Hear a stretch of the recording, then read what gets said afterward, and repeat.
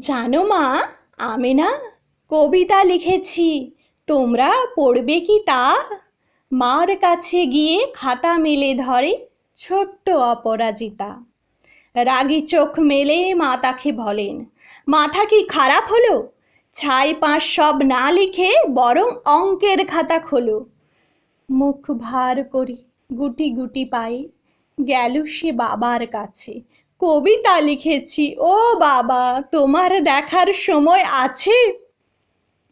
মুখটি না তুলে বললেন বাবা, কবিতা লিখেছ?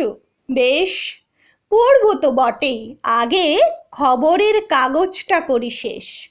অগত্যা গেল দিদিটির কাছে, ডাকলো সে, দিদি আয় দেখ না কেমন ছবিটা এঁকেছি ছোট্ট এ কবিতায়। দিদির দু চোখ টিভির পর্দায় ঝলমলে রোশনায়। বলল, কবিতা তুই লিখেছিস? কবিতা না, ওটা ছাই। অপরাজিতার চোখ ছলো ছলো, বুকে কান্নার ঢেউ। তার লেখা এই প্রথম কবিতা দেখলো না পড়ে কেউ।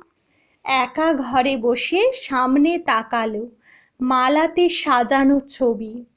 স্নিগ্ধ দু চোখে রয়েছেন চেয়ে সহজ পাঠের কবি। কবিতার খাতা মেলে সে ধরল, ঠোঁট দুটো থর থর। বলল, ঠাকুর কেউ না পড়ুক, তুমি এ কবিতা পড়ো।